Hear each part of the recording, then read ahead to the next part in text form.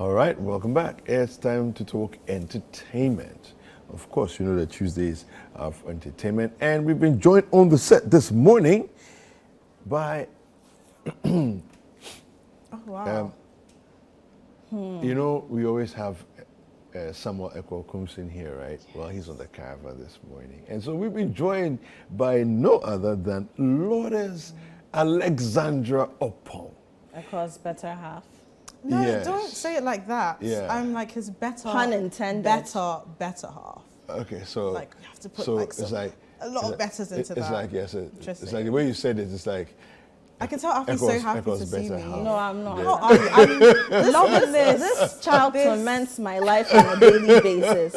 You know, like you Listen. people see her on TV, you Yeah. hear her speak on radio So sometimes, in- and you think so in minutes- she's really a pest. Yeah. She's a thorn in my Wow. flesh. So in minutes. Wow. And then she had to show up on the set this morning. It's like, that's just my day gone all wrong. Look at that Tuesday morning and then filled it in with negativity Yeah. and, No, well, and it's- lies and lies. No, but if not me, then who? So you're saying I'm lying? Be careful how you Oh, answer. damn. You're repackaging the truth. Repackaging the truth. Good morning, guys. How are you? Shall we're good. Yeah. So we're talking about the Ghanaian Global Package. Yes. What are your thoughts? The Ghanaian Global Package. Yeah. I think more than ever now, we have so many, it's no secret that there are just so many eyes on us in terms of entertainment, in terms Yeah. of culture, in terms of tourism. A lot of people like to compare our industry to our counterparts, i.e. the Nigerians, Yeah. and wonder why we're not going as quickly as they have.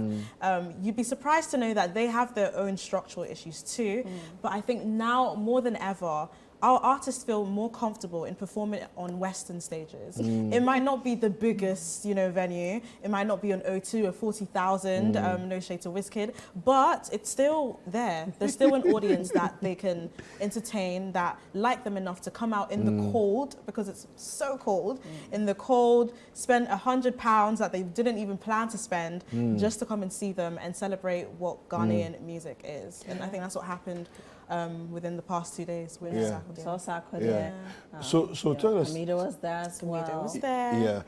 Now that's a sold out event. Yeah. My thing though, and I'm just trying to put some things in context here. So back in the day, this is like Osibisa day. Okay, Grandpa. Yeah.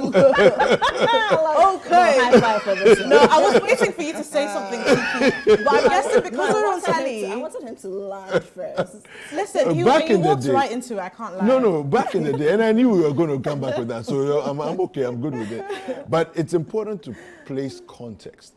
I think that there was a season where we sort of walked off the global stage, but we're back. That's why I'm making this point. 1000%, Because it's not as if we've not been on the global stage. Right. We've been there. Yeah. You know, Osibisa took us there, Yeah, others took Taylor. us there. Butela, In fact, most of the high life artists have taken us CK there. Man, We've yeah, been they there did. on the biggest of global stages. very you true. know. But there seems to have been a season, a period where we just walked Dwindled off. out, yeah. You know, yeah. But It's funny you mentioned that because back in those days, the best way to experience music was not through record players, it was actually through live performances. Yes. So it had to push people to go out into the audiences, particularly with us, we have a culture of live music, so we can do it in our sleep. Yeah. And so all the Western companies and music interest and investors were interested in what we're doing. So they'd bring us out anyway, but like he said, with time, I'm guessing because music became more accessible, we weren't going out anymore.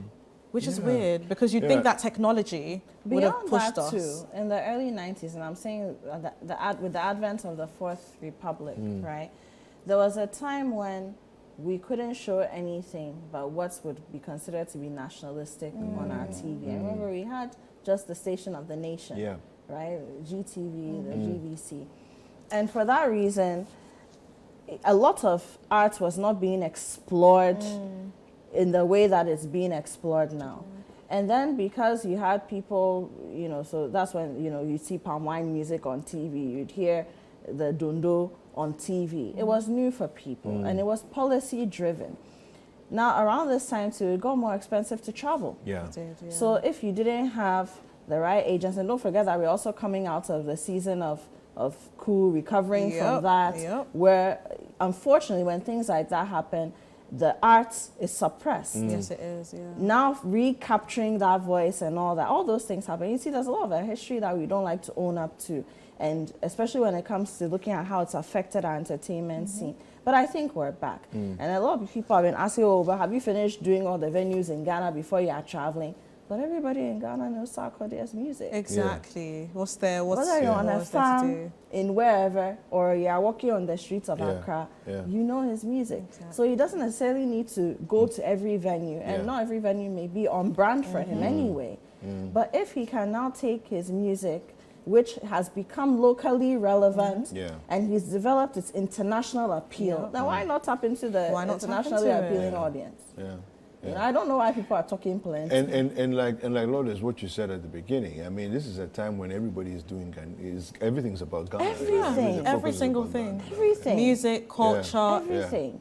So right now, we're domineering literally music because Yeah. of just one genre alone, which is Afrofusion, Afrobeats. We're still dominating, sorry. So, yes. But yes, the concert that we've all been talking about, really.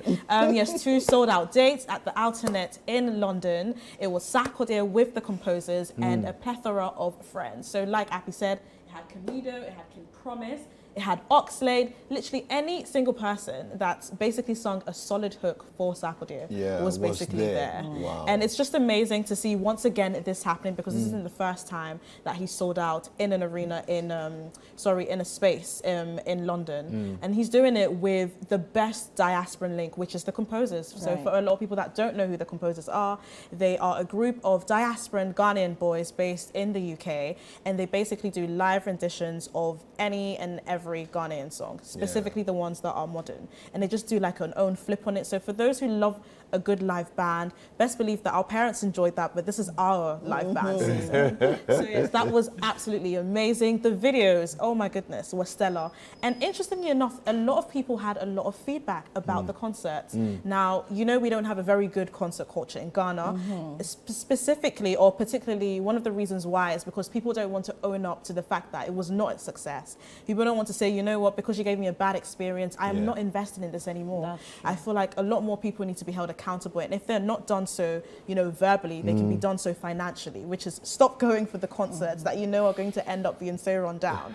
But with this concert, there was a lot of positive feedback. A lot of people had to say that it was very well organized, and it's always down to organization. So how can we implement the same good organization in our own local concerts? Why do we have to wait until we go outside or into the western parts of the world before we actually implement some kind of organization? I mean, Sarkodie did it with the composers, and like you said, the composers are huge in the UK.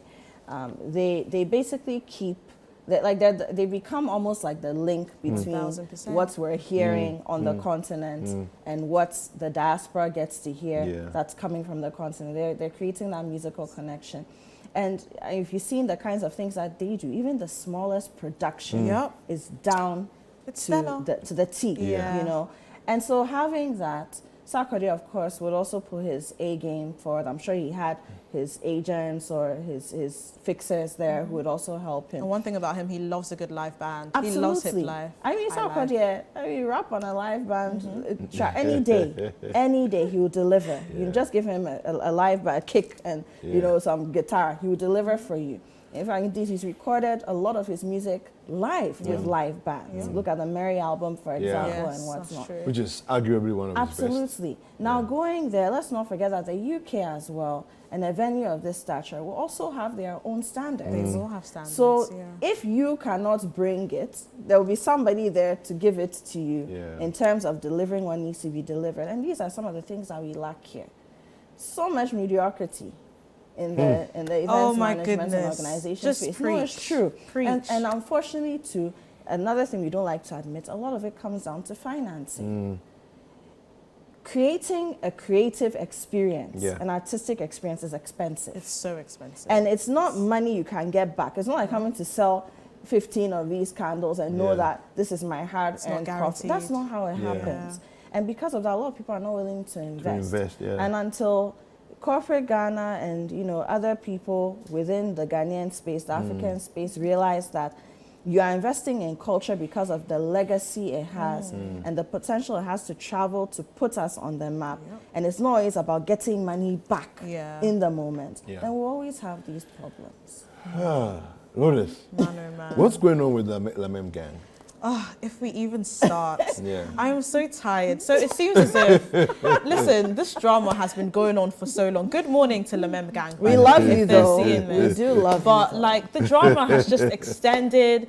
It's got fans in a twist. It's affected their pockets and the kind of music that people have been expecting. So for a lot of people that don't know who Lamem gang is, they're basically an alternative, predominantly rap collective. They're all individual artists that come together every so often, make a tape together, make some music together, vibe off each other, and they're basically very alternative kids. So you wouldn't actually typically hear their music on mainstream radio, but if you're around, pardon? Some of the names of the members. Kid Black, Darker Vibes, who a lot of you might know, Kwaku BS, formerly, North the producer, formerly but back again, and RJZ. I don't know if I'm missing anybody else, but yes, it's basically a collective of artists.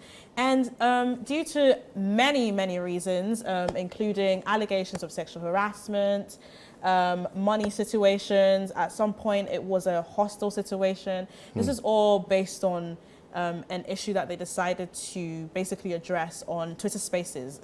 The internet's a very funny space because so much happens. But yes, this was addressed on Twitter Spaces. But right after all of this happened, a show happened recently, and North, the producer, decided to hop on stage with his former collective mates. I wanted to say bandmates, but I guess they're not a boy band.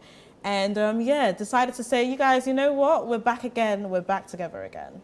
Wow. That's it, basically. So a lot of people did criticize Lamem gang because of obviously these issues, but one of the things that people used to say was that they felt like if they maintained or stayed a collective, they would have been making it globally or in the Western world, particularly because of the kind of music that they make. The quality of the music as well. I mean, each and every one of these people that you've listed is extremely talented and extremely talented in their space. I mean, top percentile. So if they just, well, sometimes too, when you have a star-studded team, that's the problem. That's the problem. The ego clashes. Too many Ronaldos. The ego clashes. Yeah, too many Ronaldos in the team. There was just so many things that were going on. I remember listening to the Twitter space and I was like, guys, like, this is a lot of stuff. This is a lot of stuff. People always forget that in music management or handling anything with music, you're also dealing with human beings. And human beings are probably the most difficult thing. Especially creative human beings. Yes. Creators are extremely arrogant people. They're next to God. They're creators. You know, so here we are. Literally. Lotus, thank you. Literally, Thank you very much. Yes. All right. Thank you for having me. It's good having you on Breakfast Daily. I'm not sure if I'm grateful, but oh my God, she loves off me. She loves off me. Maybe we can be a collective, an artistic collective. We've got a photographer. We've got a whatever I need to be. And then we have a poet. All right, thank you very much, Lotus. Okay, so I'm going to take a quick break. You're going anywhere. There's more to come.